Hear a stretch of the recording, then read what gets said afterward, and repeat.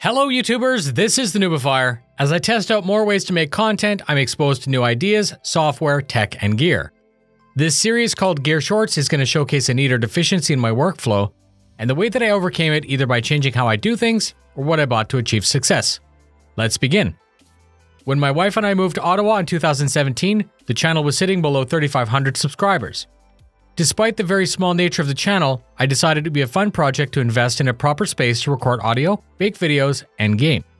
The room also serves a second purpose as it lets me QC my audio before I bake the video.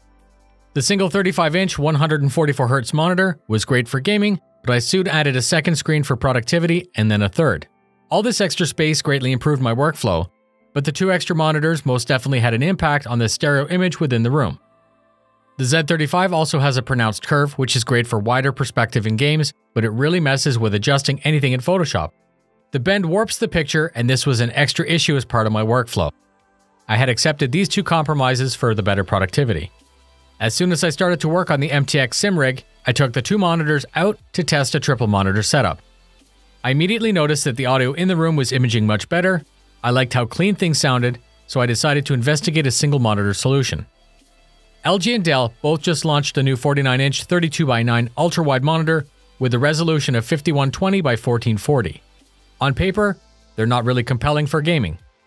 These panels offer features professionals would want, and I was willing to sacrifice some gaming performance to bring my productivity to the next level. This channel isn't known for fluffing anything up, and a monitor is fairly simple to describe. Let me show you the cons that I gave up against the pros that I feel I picked up in this upgrade. Going from my gaming Z35 monitor to the LG 49, I went from 144Hz to 75 by overclocking the panel, and of course I lost G-Sync. I went from 2560x1080 or 2.8 million pixels to 5120x1440 or 7.4 million pixels, which is 2.5 times more pixels and 2.5 times harder to drive. This means in games I need a much stronger graphics array to get similar FPS. Aside from its $1,400 cost, those are the two main negatives. Both negatives have to do with latency, refresh rate, and frames per second.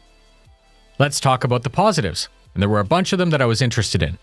The sheer size means that on a podcast, building a video, editing photo, adjusting audio, watching content, I have the real estate to multitask effectively on a single screen.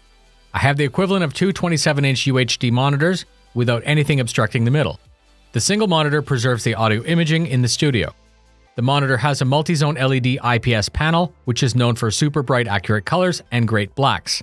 Certainly not OLED grade, but very good for LED technology. The higher pixel density is stunning in games that support it like Battlefield and Star Citizen. And of course the extra width is bananas. Let me show you what I mean. This is 16x9, and I'm going to slowly pull back to 32x9. Obviously there's going to be black bars, but my goal is to demonstrate what I see playing in that aspect ratio. All the extra width is basically cheating in games, as I see wider without distortion. I actually needed to relearn Battlefield because normally when you enter a room, you check left and right with a mouse flick. I'd gotten lazy, and I wasn't checking my corners by moving the mouse, and more frequently I would lose surprise. For productivity, this monitor is the king. It's bright, accurate, and clear, allowing me to see more timeline at once. It's shaved a lot of time off my workflow, and I feel that I have a more enjoyable time making content. If all you want to do is play fast-paced games, this is probably not the right panel for you. If you play a MOBA or RTS, the sheer size and picture quality are going to be a major advantage. For Road Sim, it was able to replicate a triple monitor array on one panel. The LG 49WL95C-W, which is a mouthful, has some other really great pro features. The power unit is internal, meaning no external power brick.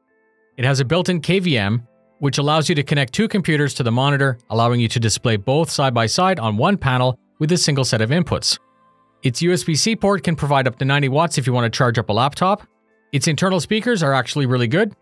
The included stand has height, tilt, and angle. It has tiny bezels, and because the rear of the monitor is white, it reflects light back onto the wall when using LED bias lighting.